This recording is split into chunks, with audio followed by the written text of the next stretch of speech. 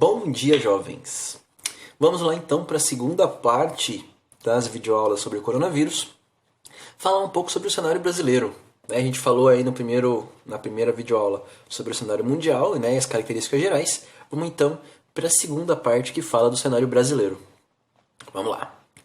O coronavírus no Brasil, Os primeiros casos do SARS-CoV-2 foram registrados aí no final de fevereiro, certo? E a primeira morte aconteceu no dia 17 de março, alguns dias depois, 3 semanas depois dessas primeiras notificações de transmissão do Covid no Brasil, tá bom? O número de casos notificados passa de 12 mil casos e os óbitos já passam de 500. Isso desde quando começou a doença, tá bom?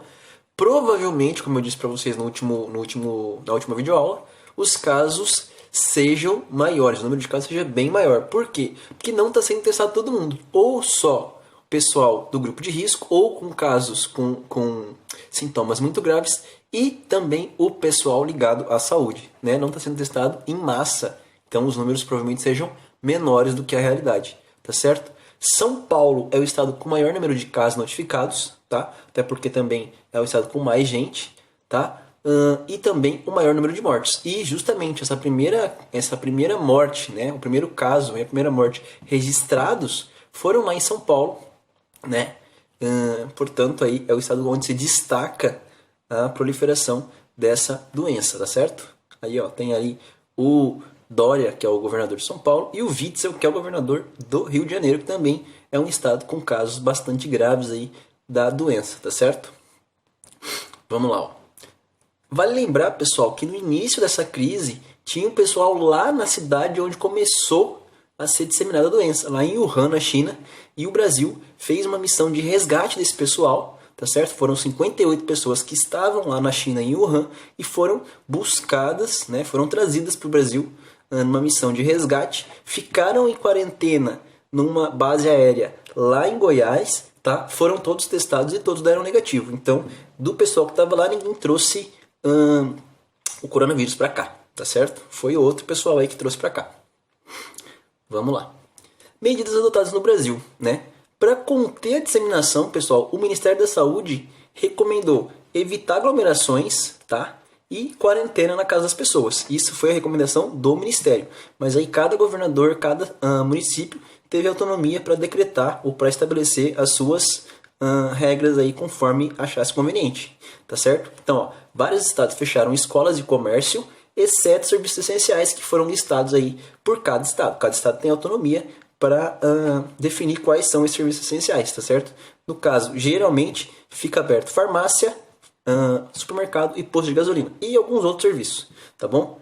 O governo federal, de forma geral, tem liberado alguns recursos para a saúde e editado medidas provisórias e proposto emendas constitucionais para aplacar, para diminuir, o efeito da crise que o coronavírus tem causado na sociedade e na economia. Tem batido cabeça aí algumas vezes, mas de maneira geral tem conseguido aí, de alguma forma, cuidar dessa crise na economia e na sociedade, tá certo? Vamos lá. Postura do presidente.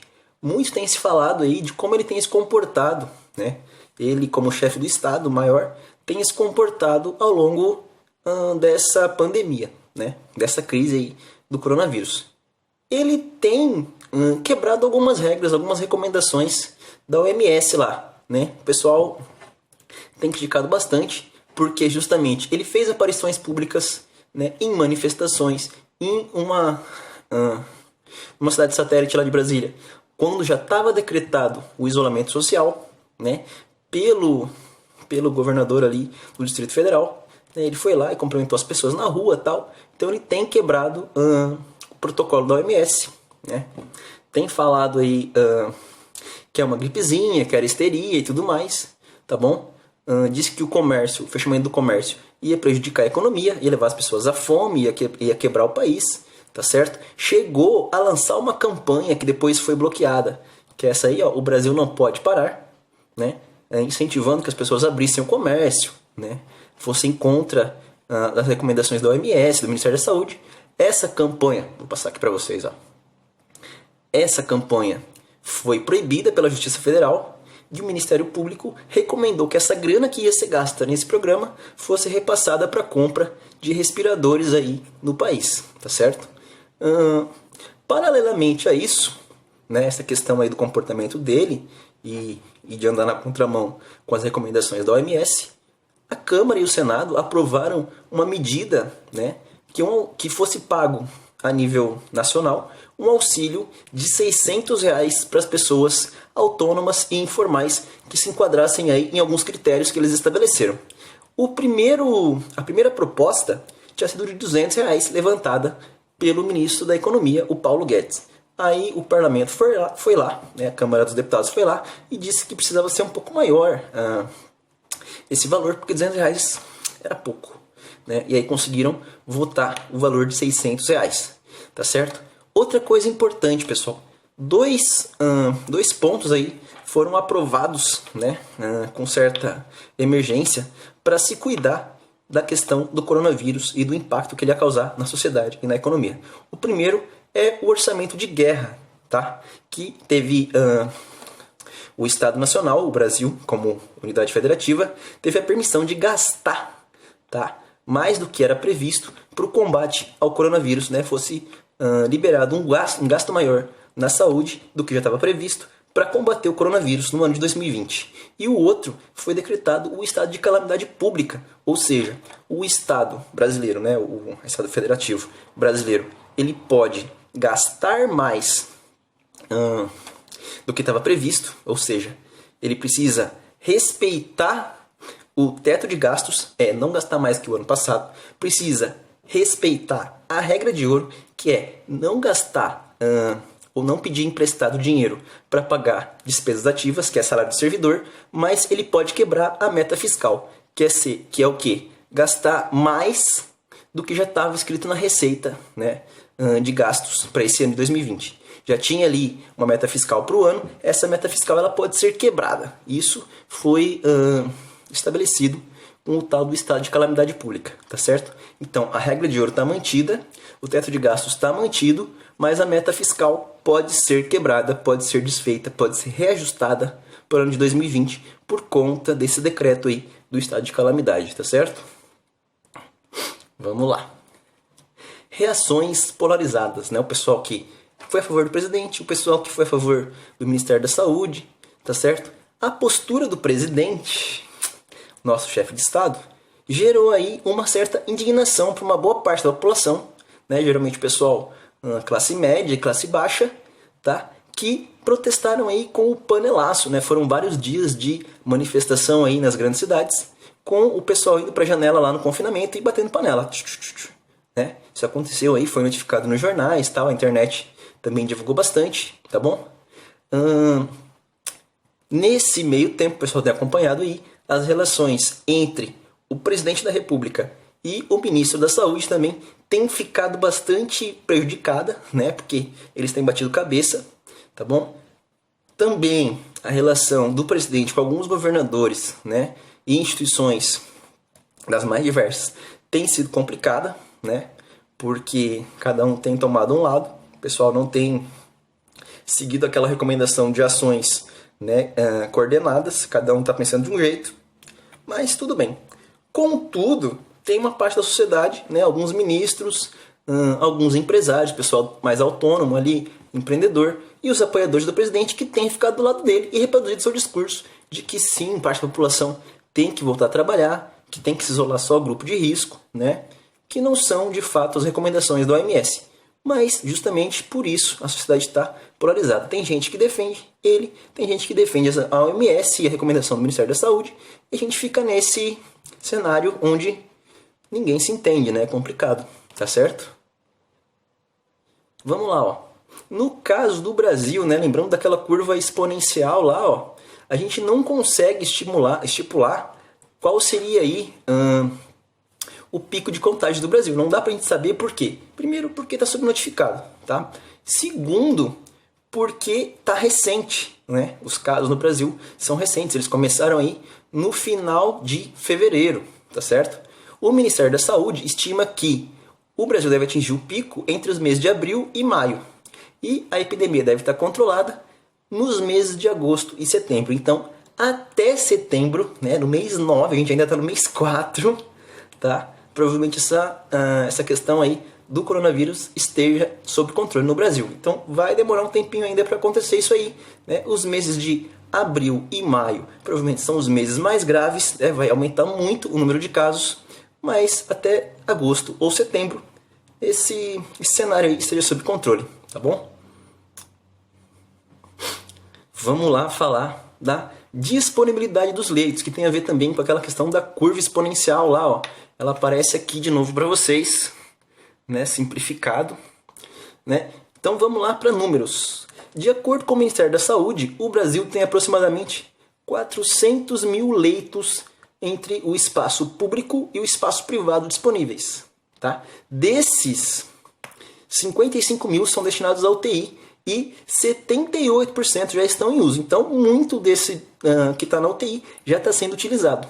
Num cenário hipotético, pessoal, se rapidamente 50% da população, né, dos 200 e poucos milhões de brasileiros, fosse contaminado, né, então de 200, 50%, 100 milhões, fosse contaminados e 20% precisassem ser internados, né, seriam necessários aí, ó, 21 milhões de leitos disponíveis. Né? A gente não tem isso, tá? A gente tem 400 mil, dá uma diferença bastante grande.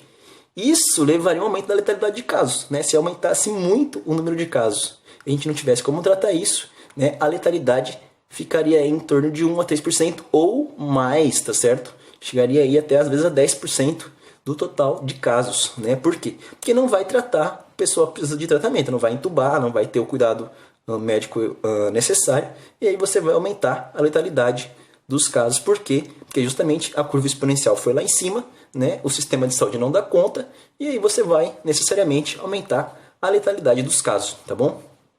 Eu falei aí para vocês do hospital no Pacaembu, ó. Tá aqui, ó, né? O Pacaembu, um hospital de campanha, né? Para quê? Porque os pacientes não sejam deslocados para hospitais, né? E entrem em contato com outros doentes, para que eles fiquem isolados em áreas específicas. Então, estão montando aí no Pacaembu um hospital específico para atendimento ao Covid-19, tá certo? Pessoal, então, acredito que seja isso. Eu vou passar aqui para vocês um slide que eu descobri, né? Que é bastante legal aí, ó. Vai começar agora na quinta-feira, a partir das 4 horas, né? Vai ter um canal no YouTube, certo?